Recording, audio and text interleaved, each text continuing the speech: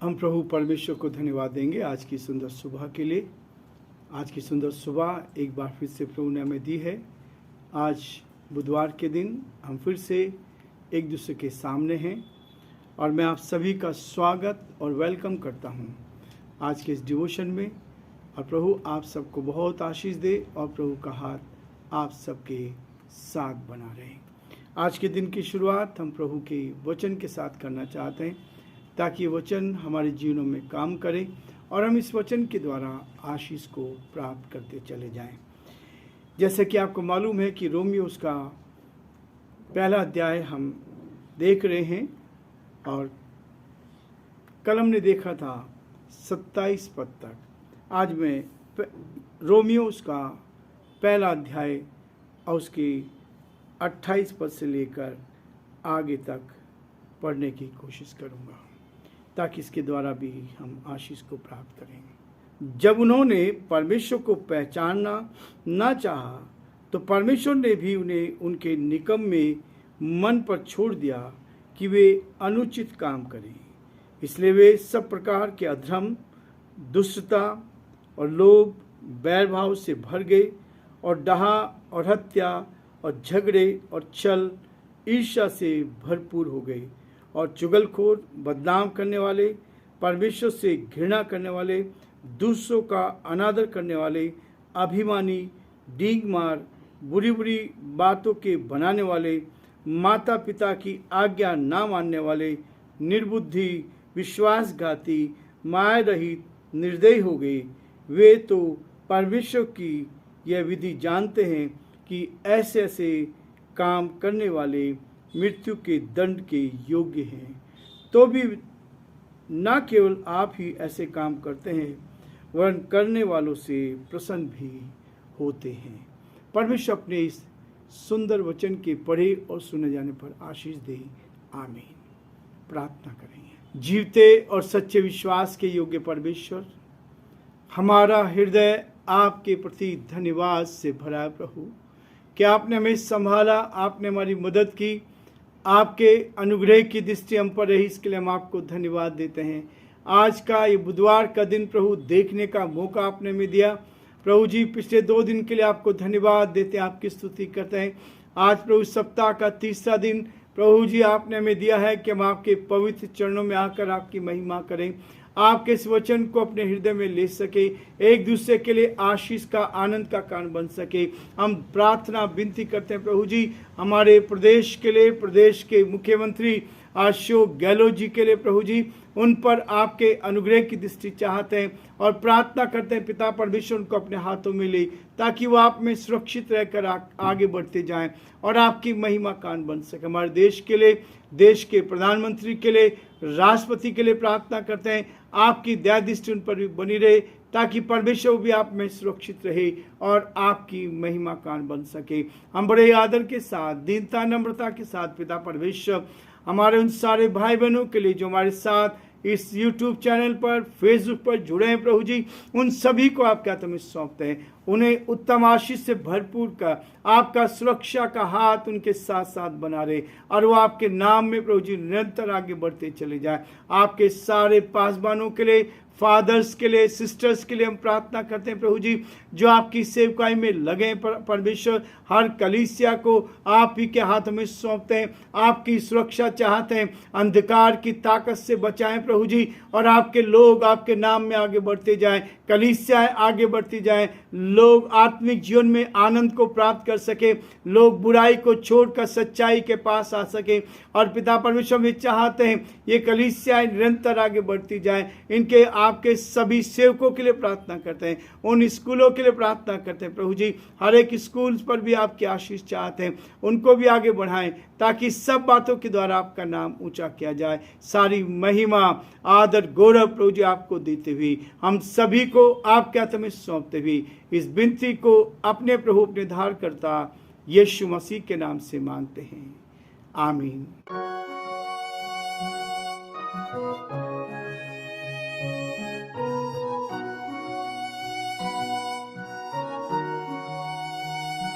कलवरी के पास खड़ा हो, खून की धार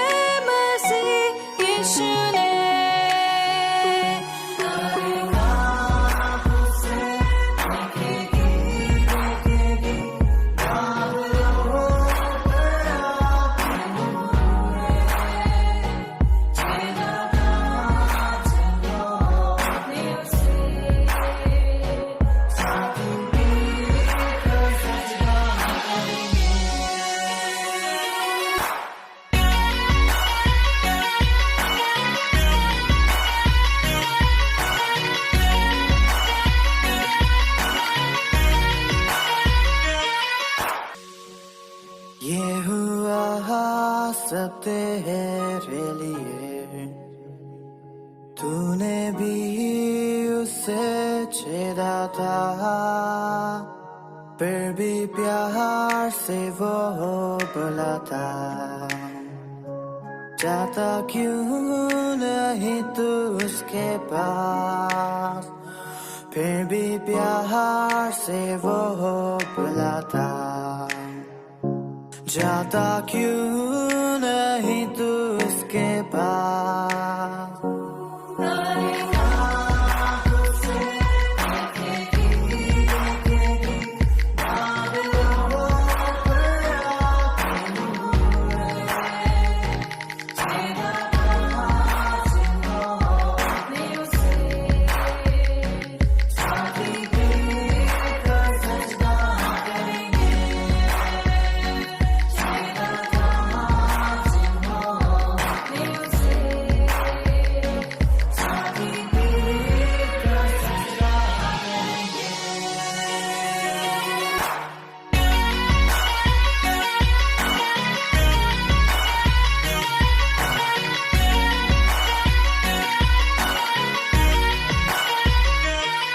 जल्दी वक्त गुजरता जाता है, रात अंधेरी आती है,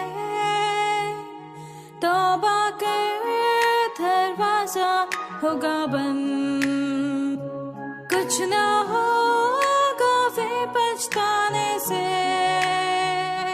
तौबा कर दरवाजा होगा बंद, कुछ ना होगा फिर पछताने से।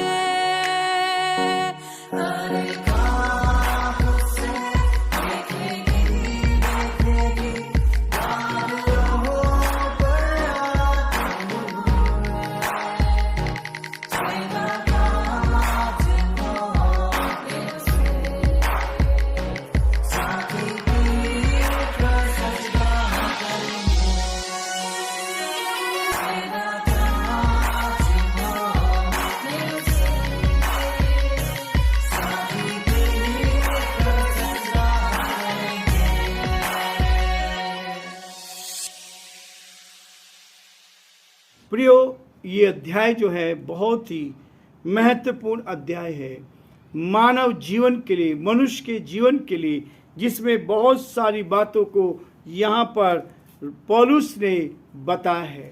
और ये हमारे आत्मिक जीवन में जो रुकावटें आती हैं, उन रुकावटों में बाधा डालने का काम करते हैं। आज हम 28 पद को देखेंगे। वो कहता है, जब उन्होंने परमेश्वर को पहचानना ना चाहा।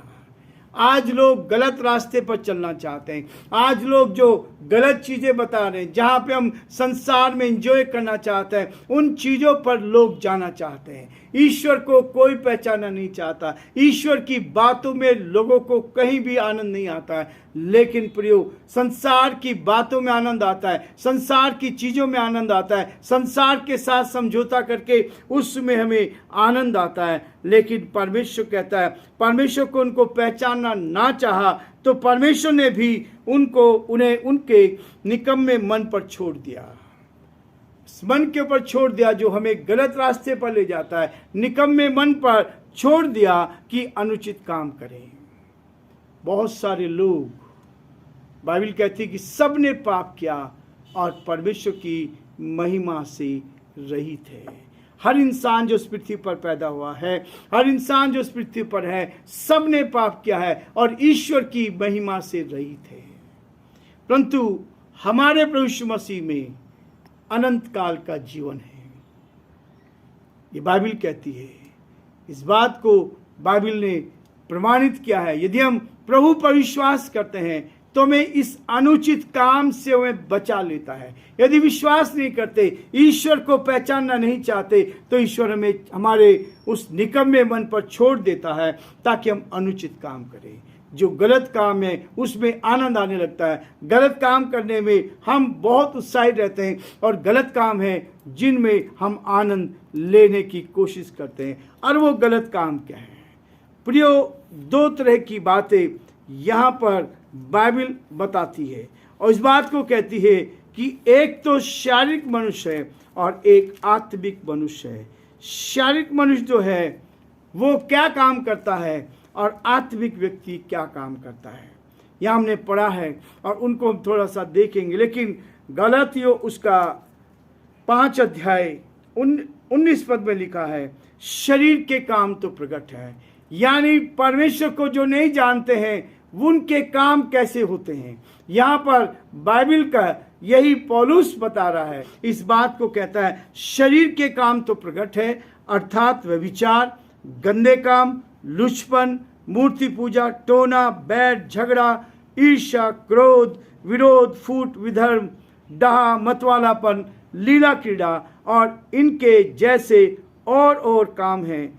इनके विषय में मैं तुमसे पहले ही कह देता हूँ, जैसे पहले कह चुका हूँ, ऐसे ऐसे काम करने वाले परमेश्वर के राज्य के वारिस नहीं होंगे। उनका रिश्ता परमेश्वर के साथ नहीं हो सकता।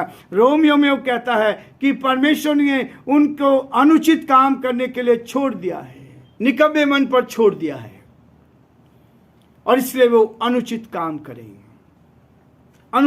करें।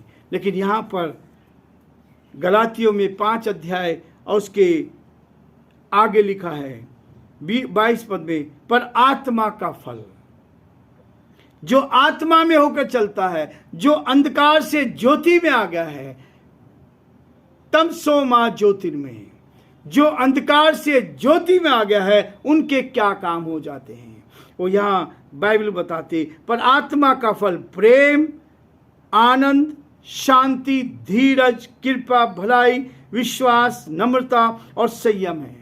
ऐसे ऐसे कामों के विरोध में कोई भी व्यवस्था नहीं है। और जो मसीह यीशु के हैं, उन्होंने शरीर को उनकी लालसाओं और अभिलाषाओं समेत क्रूस पर चढ़ा दिया है। यह फर्क जिसके लिए लोग कहते हैं, संसार के लोग कह रहे हैं धर्म परिवर्तन, लेकिन प्रियो, ये जो संसार की बातें हैं, जो लोभ है, जो गलत काम है, वो सारे शरीर के कामों को क्रूस पे चढ़ा दिया है। आत्मिक व्यक्ति इनसे अलग हो जाता है, वो सत्य को जान जाता है, सच्चाई की ओर आ जाता है और सत्य के काम करने लगता है। वो आत्मिक व्यक्ति बनकर इस संसार में अपने जीवन को व्यतीत करता है। प्रियो, परमेश्वर का वचन कहता है कि उनके अनुचित काम करें, इसलिए वे सब प्रकार के अधर्म में फंस गए, और न केवल अधर्म में परंतु दुष्टता, लोभ, यही जो हमने वहाँ गलातियों की पुस्तक में पढ़ा था, यही चीजें है। दुष्टता करने लगे, लोभ करने लगे, बैर भाव से भर गए और डाह, हत्या, झगड़े और छल और ईर्ष्या से भरपूर हो गए हैं और चुगलखोर बन गए हैं। ये सारी चीजें, एक दूसरे की चुगली करना, एक दूसरे से ईर्ष्या करना, एक दूसरे के साथ छल करना, एक दूसरे के साथ झगड़ा करना, हत्या करना, ये सारी चीजें आज संसार में हो रही हैं, क्योंकि परमेश्वर ने उनको उनके निकम्मे मन पर छोड़ दिया है ताकि वो अनुचित काम करें। प्रियो, आज हम ये रुकना चाहेंगे, कल फिर हम इससे आगे बढ़ेंगे ताकि हम इन बातों को देख पाएं, एक एक चीज को डिटेल में देखेंगे ताकि हम समझ पाए कि शारीरिक काम क्या है और संसार के साथ हम समझौता कर लेते हैं तब हमारा क्या हास्य होता है। प्रभु आप सबको बहुत आशीष दे और प्रभु का हाथ आप पर, आपके पूरे परिवार पर बना रहे।